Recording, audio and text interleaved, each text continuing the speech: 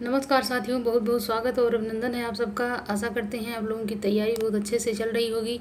और यहाँ पे संस्कृत के कुछ महत्वपूर्ण प्रश्न जो कि परीक्षा की दृष्टि से काफ़ी महत्वपूर्ण रहने वाले हैं। तो यहाँ पे पहला प्रश्न लेते हैं कि उपमा, पदलालित्य और अर्थ गौरव की दृष्टि से एक साथ तीनों गुण से युक्त कौन सा संस्कृत कवि प्रसिद्ध है। तो यहाँ पे आपका आंसर क्या होगा? यहाँ पे आपका आंसर हो जाता है, यहाँ पे डी हो जाएगा, माघ हो जाते हैं। अगला है, संस्कृत के किस कवि के लिए घंटा विशेषण प्रयुक्त हुआ है। घंटा विशेषण यहाँ पे किसके लिए प्रयुक्त हुआ है? बाणभट्ट, माघ, भारी, श्रीहर्ष। तो यहाँ पे आपका आंसर हो जाएगा कि ये माघ के लिए प्रयुक्त हुआ है। आगे यहाँ पे प्रश्न है कि काव्य रचना की दृष्टि से महाकाव्य यहाँ पे माघ के किन तीन गुणों से विभूषित स्वीकार किए जाते हैं? सत्व, रज, तम। तो ओज, प्रसाद, माधुर्य या फिर उपमा, अर्थ गौरव, पदलालित्य, गौड़ी, वैदर्भी और पंचाली। तो यहाँ पे आपका सी आंसर होता है सही। यहाँ पे उपमा कालिदास, अर्थ गौरव भावी, पदलालित दंडी। जबकि यहाँ पे तीनों गुण मिलकर के देखा जाता है तो माघ के अंदर ये तीनों गुण समाहित हैं। आगे यहाँ पे प्रश्न है कि शिशुपाल वध का अंगी क्या है। तो यहाँ पे उसका अंगी पूछा जा रहा है। करुण है, श्रृंगार है, वीर है या फिर अद्भुत है। तो यहाँ पे वीर रस प्रधान ये हो जाता है। आगे शिशुपाल वध में सर्ग कितने हैं। तो यहाँ पे आपका आंसर हो जाएगा क्या? 18 है, 17 है, 20 है या फिर 22 है। आप लोग यहाँ पे बताएंगे कि कितना यहाँ पे सर्ग है।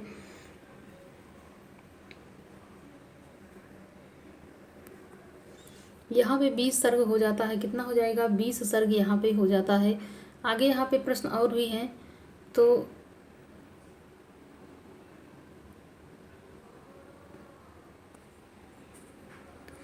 9 सर्ग गते माघे शब्दार्थ न विदिते उक्ति किस ग्रंथ से उद्धृत है? मेघदूतम से, शिशुपाल वधम से, कुमार संभवम से, जानकी हरण से।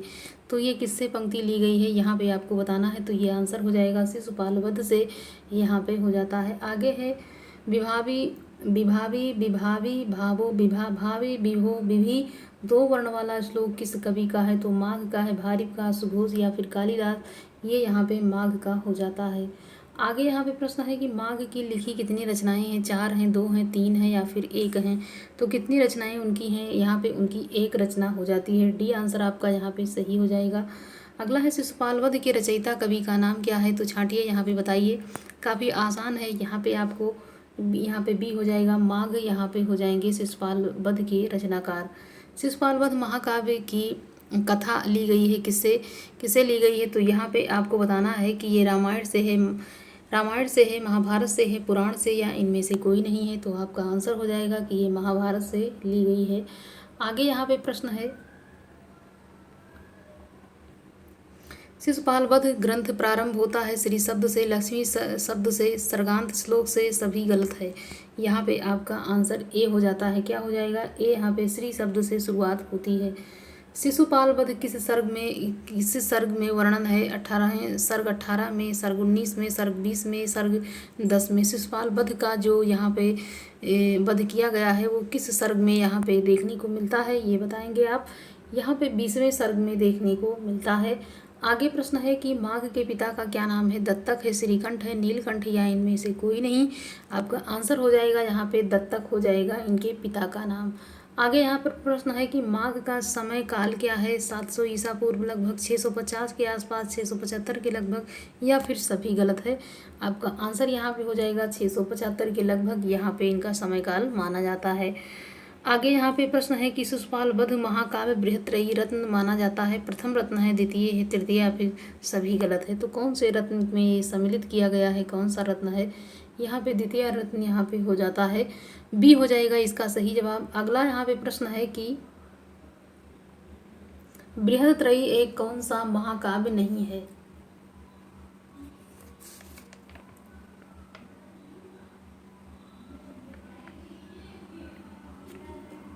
बृहत्त्रयी इनमें से कौन सा महाकाव्य नहीं आता है? किरातार्जुनीयम है, शिशुपाल वध है, नैषधीय चरितम, कुमार संभवम। तो यहाँ पे कुमार संभवम आपका डी आंसर हो जाएगा, बिल्कुल ही सही। आगे यहाँ पे प्रश्न है कि श्रीहर्ष द्वारा रचित नैषधीय चरितम में किस रीत की प्रधानता है? पंचाली रीति है, वैदर्भी रीत है, गौड़ी रीत है या फिर प्रसाद रीति है। तो यहाँ पे आपका आंसर क्या होगा? कौन सी रीत यहाँ पे हो जाएगी?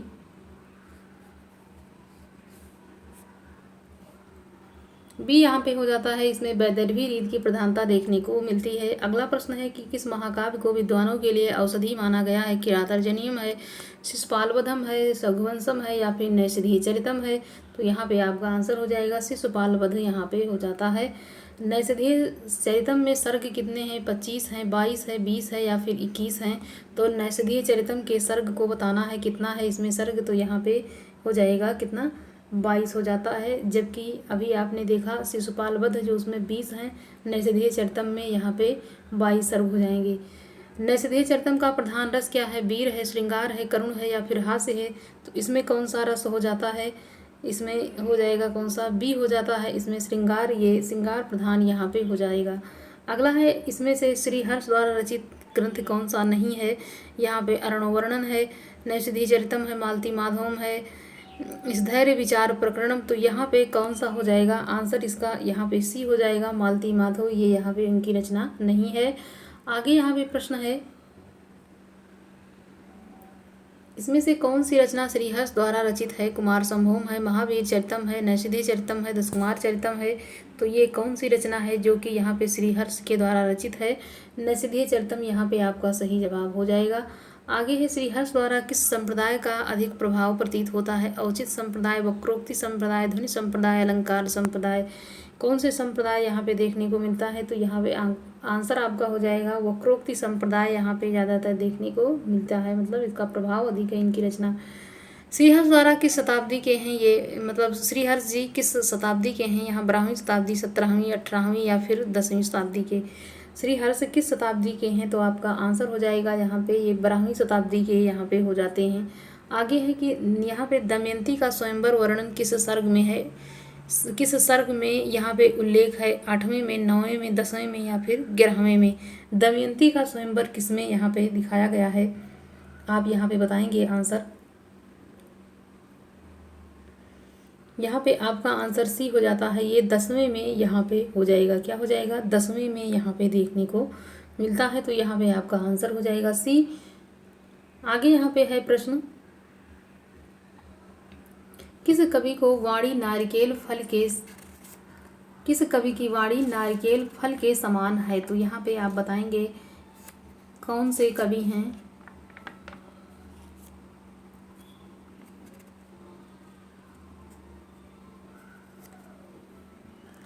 घटकर पर, भर्तृहर, कालिदास या फिर भारिप? कौन हो जाएंगे कवि जिनकी यहाँ पे वाणी नारिकेल के समान बताई गई है? तो आपका आंसर यहाँ पे हो जाएगा क्या? डी यहाँ पे हो जाता है, बिल्कुल ही सही, भारिप यहाँ पे हो जाएंगे। कौन हो जाएंगे?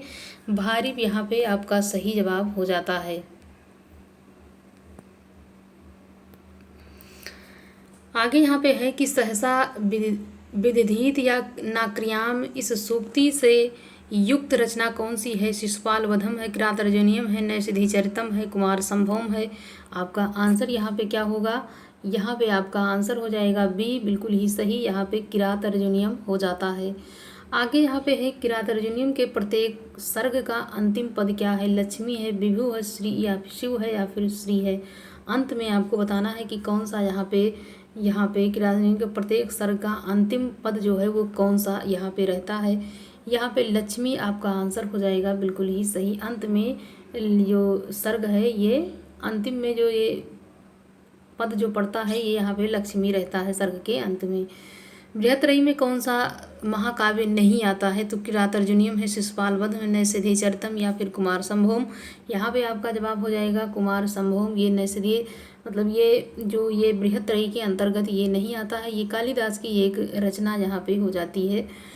भारिप द्वारा रचित किरातार्जुनीयम का प्रधान रस कौन सा है? वीर है, श्रृंगार है, करुण है या फिर शांत है? तो यहाँ पे आप बताएंगे, यहाँ पे वीर रस प्रधान ये इनकी रचना यहाँ पे हो जाती है किरातार्जुनीयम। किसकी रचना? तो भारिप की हो जाएगी। बृहत्त्रयी में कौन सा कवि नहीं आता है? किरातार्जुनीयम है, शिशुपाल वधम है। कौन सा महाकाव्य नहीं आता है? तो यहाँ पे आपको बताना है, कवि और यहाँ पे महाकाव्य दोनों पूछा जाता है। आपका आंसर यहाँ पे हो जाएगा किरातार्जुनीयम है, शिशुपाल वधम है, नैषधीय चरितम या फिर रघुवंशम? तो यहाँ पे आपका आंसर डी यहाँ पे हो जाएगा, रघुवंशम यहाँ पे नहीं है। जबकि नैषधीय चरितम, शिशुपाल वधम और किरातार्जुनीयम यहाँ पे सारी रचनाएं बृहत्त्रयी के अंतर्गत हो जाएंगी। निम्नलिखित में से कौन कवि अर्थ गौरव के लिए प्रसिद्ध हैं? तो यहाँ पे अभी आपने पहले की प्रश्न में यहाँ पे देखा होगा कि अर्थ गौरव के लिए कौन से कवि यहाँ पे जाने जाते हैं। यहाँ पे भारिव हैं, भास हैं, कालिदास हैं या फिर श्रीहर्ष हैं। तो यहाँ पे आप बताएंगे तो यहाँ पे भारिव हो जाएगा आपका सही जवाब। आगे ही निम्नलिखित कृतियों में से कौन सी भारिव द्वारा रचित है? शिशुपाल वध है, कुमार संभवम है, किरातोर्जुनीयम है, नैषधीय चरितम है। यहाँ पे भारिव द्वारा रचित कौन सी रचना है? तो यहाँ पे किरातोर्जुनीयम आपका सही जवाब हो जाएगा।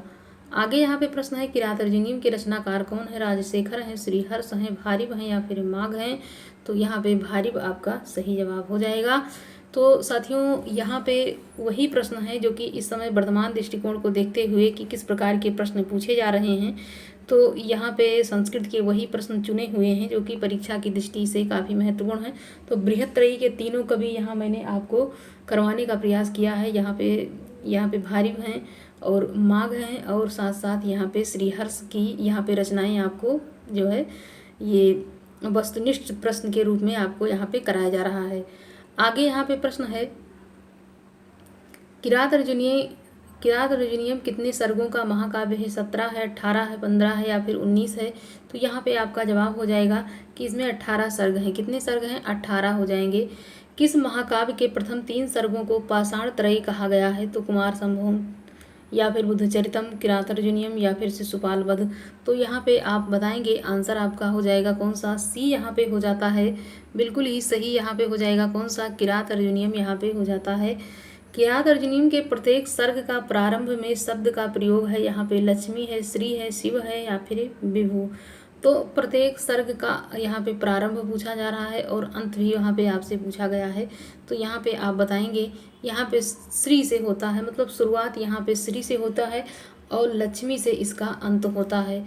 तो अंत के पद में लक्ष्मी रहता है और शुरुआत के शब्द में पद में अगर देखा जाए तो श्री से इसकी शुरुआत होती है। भारिव का वास्तविक नाम क्या है? श्रीकंठ है, नीलकंठ है, दामोदर है, सभी गलत है। तो यहाँ पे आप बताएंगे कि इसमें कौन सा सही जवाब है। इसमें सी हो जाएगा, दामोदर इनका जो है सही नाम यहाँ पे हो जाएगा। क्या हो जाता है? यहाँ पे सही नाम हो जाता है। और एक प्रश्न आप लोगों के लिए काफ़ी महत्वपूर्ण रहेगा कि भारिव के ग्रंथ के प्रसिद्ध टीकाकार कौन हैं? तो ये प्रश्न कभी कभी पूछा जाता है। तो यहाँ पे आप जो जवाब हो जाएगा कि मल्लीनाथ हैं, इन्होंने इनके ऊपर एक टीका लिखा है और टीका लिखने के लिए ये मल्लीनाथ काफ़ी प्रसिद्ध हैं। तो यहाँ पे भारिव के ग्रंथ के प्रसिद्ध टीकाकार के रूप में किसे जाना जाता है? तो मल्लीनाथ आपका सही जवाब हो जाएगा। तो साथियों यहाँ पे आप लोगों के लिए काफ़ी महत्वपूर्ण प्रश्न है। आप लोग इसको ज़्यादा से ज़्यादा शेयर करिए ताकि ये उन विद्यार्थियों तक ज़्यादा से ज़्यादा पहुँचे जिसको ये संस्कृत के इस प्रकार के प्रश्नों की ज़रूरत है। तो साथियों मिलते हैं अगले वीडियो में, तब तक के लिए धन्यवाद।